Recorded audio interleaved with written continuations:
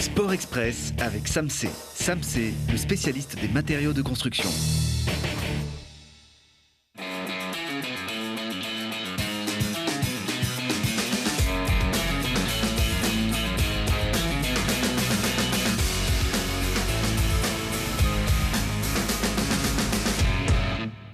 Bienvenue à tous ce qu'il ne fallait pas rater ce week-end. C'est ici, comme chaque lundi, une séance de rattrapage pour tout bon supporter du grand bassin grenoblois. Et un carton plein pour commencer et qui confirme un bon début de saison. Deuxième, derrière le PFC. Changement de tonalité pour le FCG qui manque de régularité.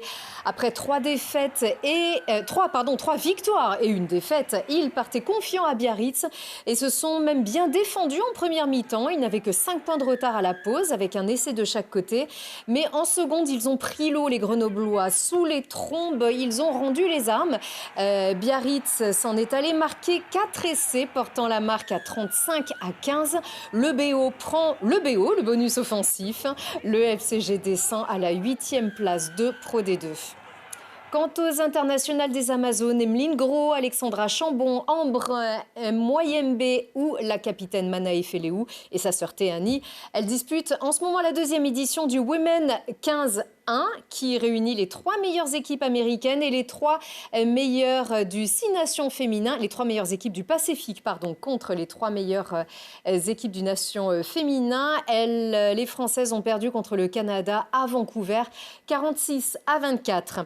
Les basketteuses iséroises ont, elles, coupé ensemble le ruban de la saison opposée en Coupe de France. Et le BCTM de la Tronche-Mélan s'est incliné à domicile face à ses voisines voironnaises du PVBC. C'est donc Voiron qui gagne ce beau derby de 32e de finale, 67-57.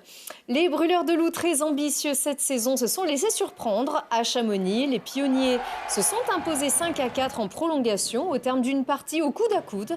Les brûleurs descendent à la 4e place de Ligue Magnus. Ils sont précédés de Angers qui réalise un sans faute et de Amiens et Anglette qui comptent un match de plus que Grenoble. La glace de Villard-de-Lans, elle, a accueilli les Masters de patinage qui ouvrent la saison pour les Français. Le Grenoblois Kevin Emos en tête après le programme court s'est effondré au programme libre. Il termine 7e. Et puis en danse sur glace, un beau résultat pour Thomas Nabé et Marie Dupeyage qui prennent la 2e place à domicile. Derrière, Evgenia Lopareva et Geoffrey Brissot. L'autre couple villardien, Loïcia Demougeot et Théo Lemercier, sont 3e.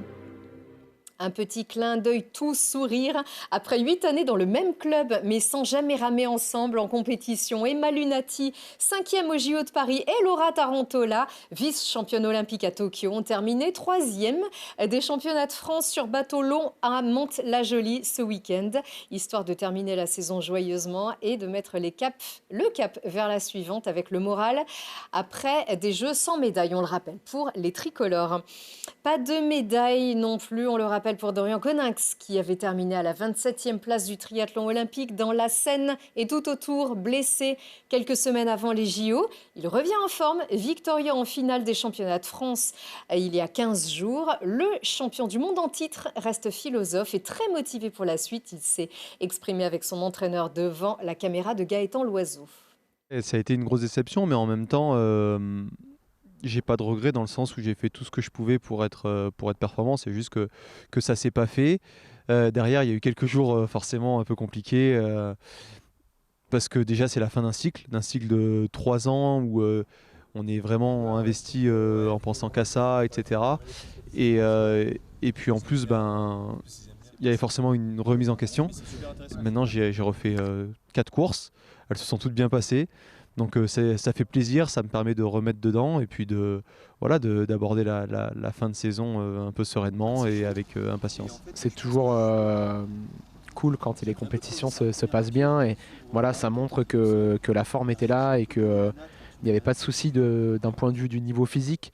Maintenant c'est sûr que j'aurais aimé que ça se passe avant mais voilà, c'est comme ça et non, c'est toujours mieux quand ça se passe comme ça et ça montre aussi que Dorian il a su rebondir après cet échec et qu'il a su exprimer son niveau sur d'autres compétitions aussi. Du coup là il me reste une manche de Super League, enfin de Super Tri maintenant à Toulouse, plus la finale du circuit championnat du monde à Torremolinos en Espagne et la finale du circuit Super Tri à Neom en Arabie Saoudite. Donc voilà, il reste 3 belles courses. Et cette belle course qu'on attend donc le prochain super tri, comme super triathlon à Toulouse, eh bien c'est déjà ce dimanche. Florian Joigny, lui, il enchaîne les succès. Le paracycliste double champion paralympique à Paris et médaillé de bronze. Il a endossé un nouveau maillot arc-en-ciel de champion du monde en relais à Zurich la semaine dernière, avant de prendre la médaille d'argent du contre-la-montre mardi, catégorie H2, puis la médaille d'argent de la course en ligne jeudi, tout heureux également de la médaille de bronze de sa compagne Anaïs Vincent. Florian fatigué en cette fin de saison et pas épargné par les difficultés. Ouais, il y avait les deux choses, à la fois une météo capricieuse et puis la santé toujours un peu oscillante. Mais j'ai fait ce que j'ai pu. Pas d'énergie sur la deuxième moitié de course et j'ai dû me résigner un petit peu sur cette médaille d'argent. Et là maintenant c'est les vacances. Maintenant c'est les vacances, c'est les podiums là et puis après un peu de repos ça fera du bien. Voilà, recueilli par YP Média. Et avant de baisser le pavillon de la saison, on va le célébrer, Florian Joigny, chez lui, à Bourdoisan. Rendez-vous ce jeudi 3 octobre à 18h au cœur du village, devant le foyer municipal pour faire la fête. Une grosse semaine à domicile des Brûleurs de Loups. Demain, mardi à 20h15, les Grenoblois reçoivent Anglet pour le compte de la 6e journée de Ligue Magnus. Et vendredi, rebelote, Grenoble reçoit Marseille pour un match en partenariat avec les sapeurs-pompiers de l'Isère. Coup d'envoi à 20h15 et à Pôle Sud. Cette fois, ça y est, la Ligue 2 féminine peut reprendre ses droits. Le BCTM va tenter de reprendre le rythme après sa défaite en Coupe de France.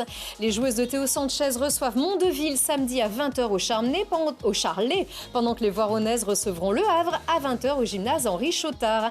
La course populaire la plus joyeuse de toute la France, c'est ce dimanche, le 15e Grenoble-Équidène, affiche complet à aller encourager les équipes pour ce marathon géant tout autour de la Presqu'île, dimanche à 10h. Enfin, la métro rando à la découverte des sentiers métropolitains prendra son départ dimanche à Saint-Martin-d'Hères, place de la Liberté, entre 8h et 10h30 avec 4 circuits de niveaux différents, donc pour tout le monde. Et c'est la fin de cette édition. Merci de l'avoir suivi. À lundi prochain. Très bonne semaine.